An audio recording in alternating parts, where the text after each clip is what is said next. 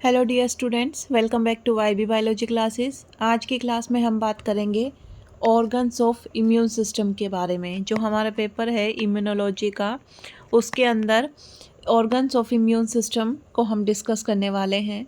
सबसे पहले तो हम ये बात करते हैं कि कौन कौन से ऑर्गन है इम्यून सिस्टम के अंदर। सेल्स ऑफ इम्यून सिस्टम हम ऑलरेडी डिस्कस कर चुके हैं। Primary lymphoid organ and secondary lymphoid organ, दो तरीके के ऑर्गन होते हैं इम्यून सिस्टम के अंदर। जो प्राइमरी लिम्फोइड ऑर्गन है उसके एग्जाम्पल देखते हैं, और जो सेकेंडरी लिम्फोइडल ऑर्गन है उनके हम एग्जाम्पल देखते हैं।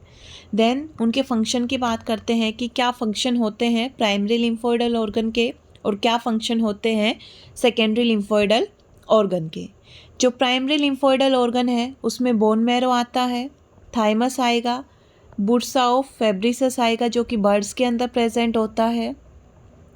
सेकेंडरी लिम्फोइडल ऑर्गन के अंदर spleen, lymph node, mucus membrane, mucus associated लिम्फोइडल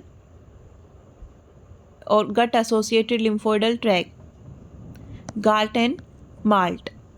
function की हम बात करें तो जो प्राइमरी लिम्फोइडल ऑर्गन है वो सिंथेसिस करते हैं और उनके अंदर मैचुरेशन होती है इम्यून सेल्स की। ये ग्रोथ फैक्टर प्रोवाइड करवाते हैं फॉर मैचुरेशन। फंक्शन की बात करें ऑफ सेकेंडरी लिम्फोइडल ऑर्गन की, तो ये एंटीजन को ट्रैप करते हैं, उन्हें प्रोसेस करते हैं और उन्हें प्रेजेंट करने का काम करते हैं। टीएच सेल, बीएच सेल को बी सेल को ये एक्टिवेट करवाएंगे, एंटीबॉडी की प्रोडक्शन करवाते हैं, इफेक्टर रेस्पॉन्स प्रोड्यूस करेंगे, एफिनिटी मैचुरेशन करवाते हैं, जर्मिनल सेंटर की तरह ये काम करते हैं। तो ये इनके फंक्शन है। फिर जो प्राइमरी लिम्फोइड ऑर्गन्स हैं उनमें सबसे पहले हम बात करते हैं बोन मैरो की। जो बोन मैरो है उसके अंदर हीमेटोपोइटिक स्टेम सेल्स प्रेजेंट होती है which are multipotent stem cell.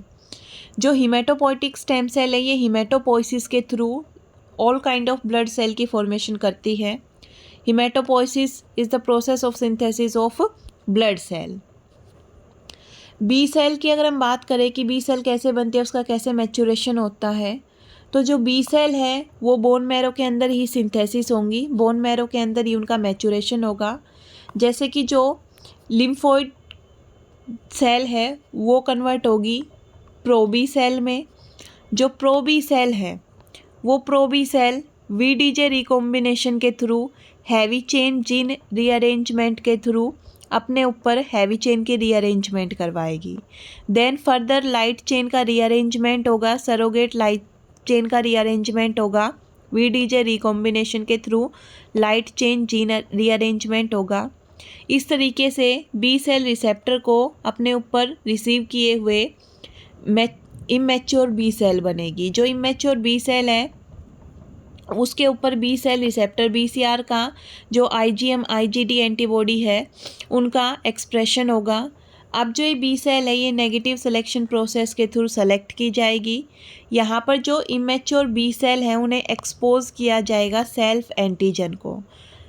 ये कोई epithelial cell, stromal cell bone marrow की, जो कि पॉसिबल जितने भी possible kind of self antigen है उन्हें अपने सरफेस के ऊपर एक्सप्रेस किए हुए है। ये जो एपिथेलियल सेल है या फिर स्ट्रोमल सेल है इसके ऊपर जितने भी पॉसिबल तरीके के सेल्फ एंटीजन बॉडी प्रोड्यूस कर सकती है वो सारे तरीके के सेल्फ एंटीजन सरफेस के ऊपर एक्सपोज किए जाएंगे, रिप्रेजेंट किए जाएंगे, और उन सेल्फ एंटीजन के अगेंस्ट जो बी सेल है उसे एक्सपोज किया जाएगा। अगर बी सेल रिकॉग्नाइज कर लेती है सेल्फ एंटीजन को, दो कंडीशन होती हैं कि जो बी सेल है वो सेल्फ एंटीजन को रिकॉग्नाइज करें और उसे रिकॉग्नाइज ना करें। अगर सेल्फ एंटीजन को रिकॉग्नाइज किया जाता है तो ऐसी बी सेल को डिटेक्ट करके उसे किल कर दिया जाता है, उसकी एपोप्टोसिस करवा दी जाती है। क्योंकि कोई सेल अगर हमारी खुद की बॉडी की ही सेल को रिकॉग्नाइज करने लगेगी एज एन एंटीजन तो वो ऑटो इम्यून डिजीज़ को कॉज करवाएगी।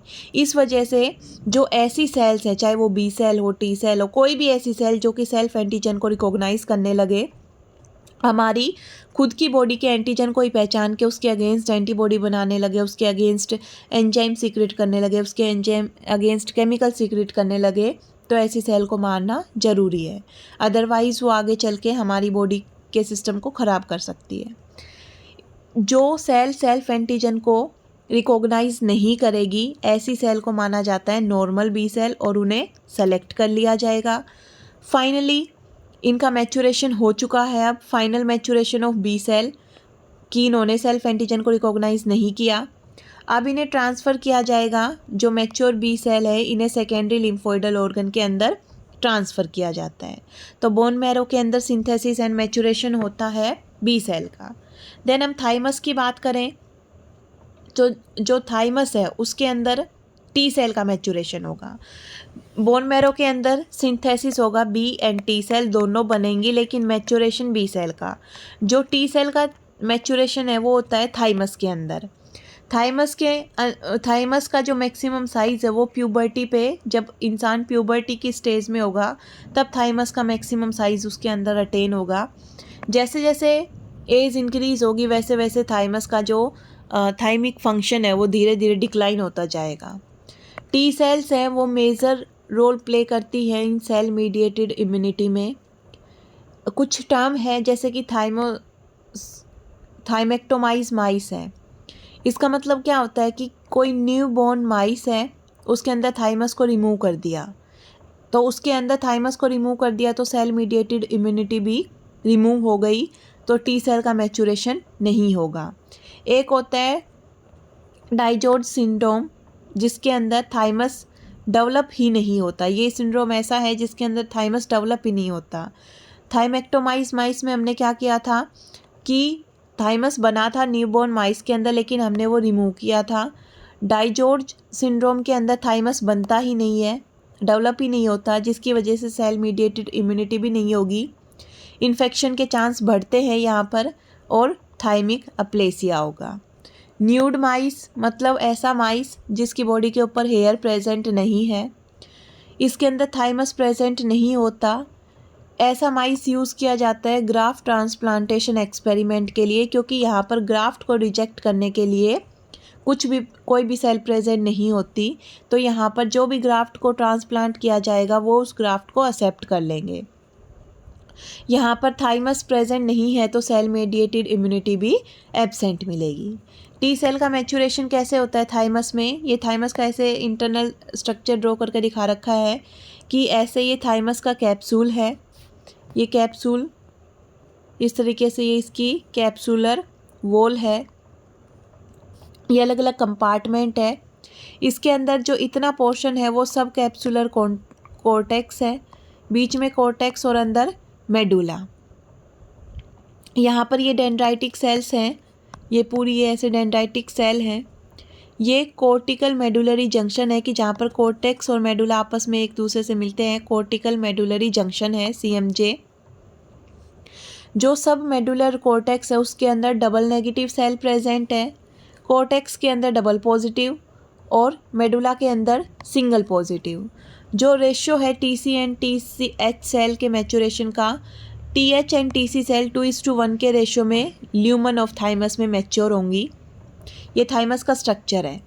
पॉजिटिव सिलेक्शन प्रेशर कैसे काम करेगा कि जो प्रो टी सेल हैं वो सब कैप्सुलर कॉर्टिकल रीजन में प्रेजेंट है। ये डबल नेगेटिव है। जो प्रो टी सेल हैं वो कैसी हैं? डबल नेगेटिव है, मतलब इनके ऊपर कोई भी को रिसेप्टर का एक्सप्रेशन नहीं हुआ। देन ये डबल पॉजिटिव में कन्वर्ट होंगी। डबल पॉजिटिव में क्या किया जाएगा कि जो टी सेल रिसेप्टर है उसके साथ में CD4+ एंड CD8+ दोनों तरीके के को receptor cell double positive cell में प्रेजेंट होंगे। पहले तो कोई को रिसेप्टर नहीं था, फिर CD4 एंड CD8 दोनों तरीके के को रिसेप्टर को एक्सप्रेस किया गया और इन डबल पॉजिटिव थाइमोसाइट को एक्सपोज किया जाता है अगेंस्ट MSC मॉलिक्यूल जो डेंड्राइटिक सेल के ऊपर प्रेजेंट होते हैं। ये डेंड्राइटिक सेल है, इसके ऊपर MSC class 1, MSC class 2 present होता है। जो MSC क्लास 1 है वो TCR के साथ में कंबाइन करेगा, कॉम्प्लेक्स बनाएगा उसके, जिसके को पास में को रिसेप्टर CD8+ है। देन जो MSC सेकंड है वो CD4+ के साथ में कॉम्प्लेक्स बनाएगा। इस तरीके से सिंगल पॉजिटिव सेल्स बनती हैं कि ऐसी सेल जिसके अंदर CD8+ ज़्यादा है वो TC सेल में कन्वर्ट होगी, जिसके ऊपर CD4+ ज़्यादा है वो TH सेल में कन्वर्ट होगी। जो डेंड्राइटिक सेल हैं उसके ऊपर जो ये MSC लगी हुई है, अगर इस MSC को रिकॉग्नाइज़ नहीं किया जाता तो उसकी एपोप्टोसिस होगी। अगर MSC को रिकॉग्नाइज़ करेगा, MSC क्लास 1 मॉलिक्यूल को रिकॉग्नाइज़ किया जाएगा तो वो cell single positive TC cell में कन्वर्ट होगी। अगर MSC क्लास 2 को रिकॉग्नाइज़ किया जाएगा तो वो cell single positive TH cell में कन्वर्ट होगी। पॉजिटिव सिलेक्शन इंश्योर होने के बाद में कि सेल्फ MSC के साथ में पॉजिटिव सिलेक्शन हो गया, सिंगल पॉजिटिव सेल्स बन गई CD8+ CD4+ की, अब उसे भेजा जाता है नेगेटिव सिलेक्शन में कि यहाँ पर जो सिंगल पॉजिटिव थाइमोसाइट्स बनी है उन्हें सेल्फ एंटीजन के साथ में एक्सपोज किया जाएगा which are present on self MHC molecule. Immune system के अंदर जो self antigen should be tolerated, self tolerance जिसे हम सेल्फ टॉलरेंस बोलते हैं कि जो हमारा अंदर बॉडी के जो खुद के एंटीजन है उन्हें टॉलरेट करना चाहिए। अगर उन्हें टॉलरेट नहीं किया जाएगा तो ऑटो इम्यून डिजीज़ होने के चांसेस हो जाएंगे। MSC क्लास 1, MSC क्लास 2 इनके ऊपर एंटीजन है। इन एंटीजन को MSC क्लास 1 को पहचानेगा CD8+ TC सेल और TH सेल का जो CD4+ है वो पहचानेगा MSC क्लास 2 को। अगर वो पहचान लेगा सेल्फ एंटीजन को तो उसे डिटेक्ट किया जाएगा, मारा जाएगा कि उसने पहचाना क्यों सेल्फ को। नहीं पहचाना गया, शाबाशी दी जाएगी, मैच्योर किया जाएगा, नॉर्मल T सेल माना जाएगा, ल्यूमन में भेज दिया जाएगा और 2 TH और 1 TC सेल के रेशियो में इनका फर्दर डेवलपमेंट होगा। जो मैच्योर T सेल है उन्हें ट्रांसफ़र किया जाएगा सेकेंडरी लिम्फोइडल ऑर्गन्स के अंदर। तो जो B सेल है उनका सीधा नेगेटिव सिलेक्शन चलता है। T सेल का पहले पॉजिटिव सिलेक्शन होगा फिर नेगेटिव सिलेक्शन होगा। ये थे प्राइमरी लिम्फोइडल ऑर्गन। अब हम बात करते हैं सेकेंडरी लिम्फोइडल ऑर्गन की, जिसमें आता है spleen, lymph node, MALT and GALT. Spleen की बात करें तो स्प्लीन है ब्लड को फिल्टर करने का काम करेगा। ये एंटीजन को ट्रैप करता है जो कि ब्लड के अंदर प्रेजेंट होते हैं। स्प्लीन एब्डोमिनल पोजीशन में, एब्डोमिनल कैविटी में हाई इन लेफ्ट पोजीशन पे प्रेजेंट होगा। स्प्लीन में 2 पल्प होते हैं, रेड एंड वाइट पल्प। जो रेड पल्प है उसमें मैक्रोफेजेस, RBC, कुछ lymphocyte, old and defective RBC destroy की जाती है, रिमूव की जाती हैं। वाइट पल्प के अंदर इम्यूनोलॉजिकली एक्टिव रीजन होता है वाइट पल्प। इसमें पेरी आर्ट्रियोलर लिम्फोइड सीथ प्रेजेंट है। एंटीजन को यहाँ पर ट्रैप किया जाएगा, प्रोसेस किया जाएगा और प्रेजेंट किया जाता है। स्प्लीन में जो ब्लड बोर्न एंटीजन है उन्हें स्प्लीनिक आर्टरी के थ्रू जो मार्जिनल जोन है उसमें रिलीज़ किया जाएगा। उस मार्जिनल जोन के अंदर जो एंटीजन ब्लड में है उन्हें ट्रैप किया जाता है। एंटीजन को प्रेजेंट किया जाता है टू हेल्पर सेल। वहाँ से T cell, B cell activation होगा और एंटीबॉडी रिलीज़ की जाएंगी इन एंटीजन के अगेंस्ट। जो स्प्लीन है ये उसका डायग्राम है, हमें ये स्प्लीन का डायग्राम ड्रॉ करना है कि जो ये आउटर साइड में ये कैप्सूल है, ये वस्कुलर साइनोसॉइड है, रेड पल्प, बीच में ये वाइट पल्प है, इसमें ये प्राइमरी फॉलिकल्स हैं, ये PALS पेरी आर्ट्रियोलर लिम्फोइडल सीथ है, मार्जिनल जोन है, इसके में ये वेन है और ये आर्टरी, ऐसे पूरे आर्टरी जा रही है और ये ऐसे वेन्स इससे ब्लड बाहर लेके आएंगी। जो रेड पल्प है उसमें मैक्रोफेज प्रेजेंट है और RBC को, ओल्ड RBC को डिस्ट्रैक्ट किया जाता है। जो ब्लड है वहाँ से तो एंटीजन को स्प्लीन निकालेगा और जो लिम्फ है वो लिम्फ नोड के अंदर ट्रैप करता है एंटीजन को। लिम्फ नोड की अगर हम बात करें तो ये लिम्फ के एंटीजन को ट्रैप करने का काम करेगा। लिम्फ नोड 3 रीजन में डिवाइड मिलते हैं हमें, कोर्टेक्स, पैराकोर्टेक्स एंड मेडुला में। जो लिम्फ नोड का कोर्टिकल रीजन है उसमें B cell, macrophage and dendritic cell present है। ये एंटीजन को ट्रैप करके प्रोसेसिंग करता है। पैराकोर्टेक्स में T cell, dendritic cell activation किया जाता है, एंटीजन को प्रेजेंट किया जाएगा। मेडुला में plasma cell actively secreting antibody की प्लाज्मा सेल प्रेजेंट है जो कि एंटीबॉडी को सीक्रेट करती है और यहाँ पर एंटीबॉडी का सीक्रेशन किया जाता है against this presented antigen. Then हम बात करें म्यूकोसल एसोसिएटेड लिम्फोइडल टिश्यू की, माल्ट की। And gut associated lymphoidal tissue GALT की। ये एक्चुअल में म्यूकस मेम्ब्रेन है जो कि digestive tract, urinogenital tract, respiratory system की लाइनिंग बनाएंगी। इनके पास लार्ज सरफेस एरिया होता है और ये मेजर साइट है जहाँ से एंटीजन की एंट्री हो सकती है। जो म्यूकस मेम्ब्रेन है वो पैथोजन को अंदर आने से, बॉडी में अंदर आने से रोकेंगी। ये पैथोजन को अपने म्यूकस में ट्रैप करेंगी, एंडोसाइटोसिस करेंगी और उसे किल करने का काम करेंगी in non specific immune response, कि ये किसी पर्टिकुलर एंटीजन को नहीं मारती, जो भी इनके सामने आएगा एंटीजन होना चाहिए सबको मार देंगी। ये प्राइमरी डिफेंस मैकेनिज्म में काम करती हैं। म्यूकस के अंदर IgE एंटीबॉडी प्रेजेंट होती है, secretory antibody IgE antibody present होती है। तो इसी के साथ में हमारे जो सारे ऑर्गन्स हैं इम्यून सिस्टम के वो कंप्लीट हुए। इम्यून सिस्टम के ये ऑर्गन 8 नंबर में, 16 नंबर में, जितना भी आएगा आपको ये पूरा एक्सप्लेन करना है। पूरा जितना लिखा गया है, जो जो डायग्राम बने हैं, जिस वे में लिखा गया है वैसे ही आपको ये पूरा लिखना है। ये शॉर्ट एंड स्वीट नोट्स हैं, याद करने में आसान है, लिखने में इजी रहेगा आप सबके लिए। पूरी चीज़ें यहाँ पर कवर अप की गई है, ज़्यादा रामायण महाभारत नहीं की। जितने नोट्स प्रॉपर होने चाहिए वो प्रॉपर नोट्स हैं। आई होप यह वीडियो आपके लिए बेनिफिशियल रही होगी। Thank you for watching my videos.